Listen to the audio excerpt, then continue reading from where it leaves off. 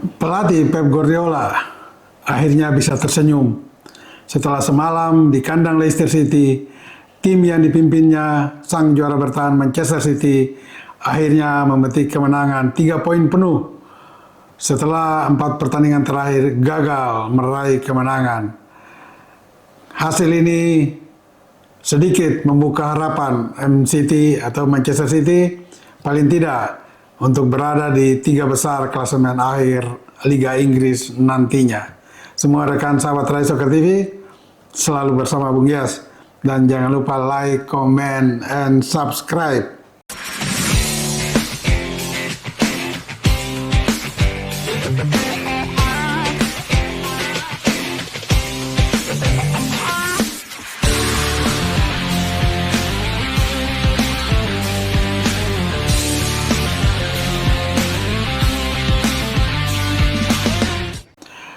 Pertandingan semalam memang tidak begitu menarik ya, karena ya kita tahu bahwa Leicester City ada di papan bawah dan juga Manchester City tidak dalam kondisi yang terbaik. Kondisi terbaik di sini bisa saya katakan tidak lengkap pemain-pemain inti yang dipunyai oleh Pep Guardiola yang layak dimainkan sejak menit pertama. Juga karena beberapa alasan yang lain, karena tiadanya pemain-pemain inti atau sebagian besar pemain inti tersebut, maka Manchester City tampil tidak seperti musim lalu yang begitu gencar, sangat konsisten bermain dengan pola menyerang.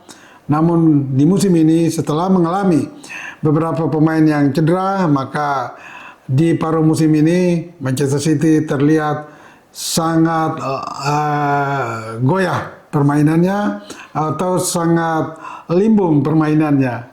Dan semalam ya syukur alhamdulillah untuk pendukung MCT, timnya bisa mengatasi tuan rumah Leicester City dengan skor 2-0.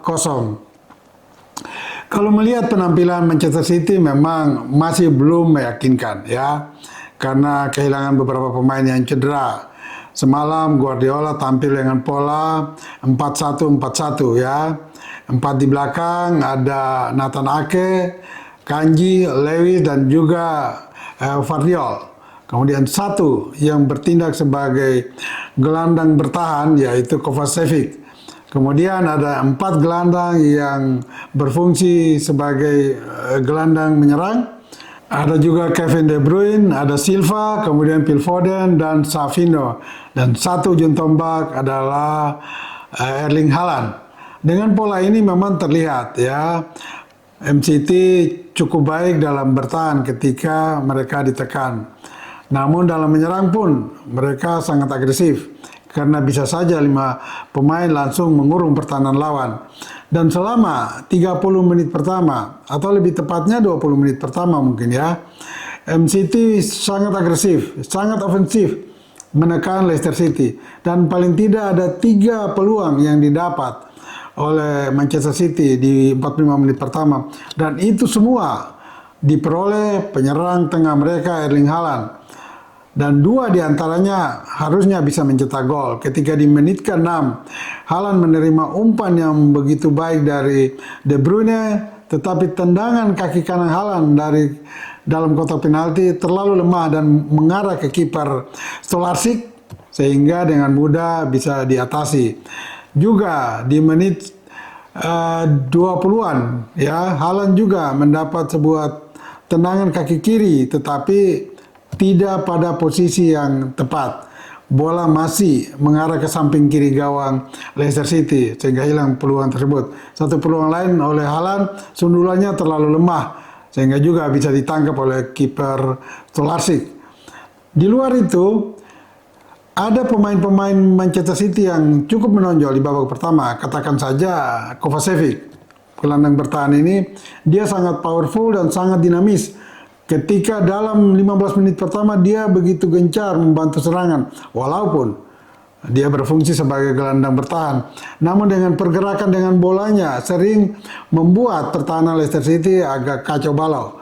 Tetapi penyelesaian akhirnya tidak baik, Karena ketika Kovacevic menggiring bola, tidak ada pemain-pemain lain, termasuk Haaland dan juga Kevin De Bruyne, tidak mencari space atau ruang yang kosong untuk menerima bola umpan-umpan dari Kovacevic, sehingga semua gerakan dengan bola dari Kovacevic akhirnya mentah bisa dihadang lawan. Nah, kita lihat di babak kedua pun ya Manchester City sudah mulai terlihat agak lemah dalam menyerang. Ini juga boleh saya katakan karena kondisi stamina pemain-pemain Manchester City yang tidak berimbang. Ada yang bisa bermain dalam 90 menit, ada yang tidak bisa. Katakan Kovacevic salah satunya. Pemain ini di babak pertama tadi saya katakan di 20 menit pertama sangat dinamis ya, sangat mobile. Tetapi di babak kedua dia kelihatan kehabisan stamina sehingga tidak lagi seagresif di 20 menit pertama. Nah, ini cerdiknya pelatih Guardiola. Dia di 20 menit terakhir dia memasukkan dua pemain yang lebih segar, yaitu salah satunya Kyle Walker, pemain yang mengambil posisi di bek kanan, dan juga anak muda berusia 22 tahun kelahiran 18 Oktober, yaitu McCarthy. Dari sektor mereka berdua inilah, sektor kanan, maka lahir gol kedua Manchester City. Dimulai dari umpan Kyle Walker kepada McCarthy yang menggiring bola menusuk sisi kiri pertahanan Leicester City, kemudian McCarthy mengangkat umpan jauh ke sayap kiri. Di sana Savino bisa menguasai bola dengan baik dan dengan tenang dia melepaskan tendangan kaki kiri, bola lambung ke tiang jauh atau tepatnya di tengah-tengah kotak penalti Leicester City, dan Haaland yang kali ini tidak lagi menyia-nyiakan peluang emas tersebut. Sebelum dia menanduk bola, dia sempat melihat dulu posisi Stolarczyk ya, kiper Leicester City, sehingga dengan mudah dia bisa mengarahkan bola dengan sundulan ke sisi kanan gawang Leicester City. Lahirlah gol kedua. Ini gol yang membuat Haaland sementara telah mengumpulkan 14 gol. Tetapi masih selisih 2 gol dari Mohamed Salah Liverpool yang telah mengantongi 16 gol dari 17 pertandingan. Sementara Haaland sudah mengantongi 14 gol dari 19 pertandingan.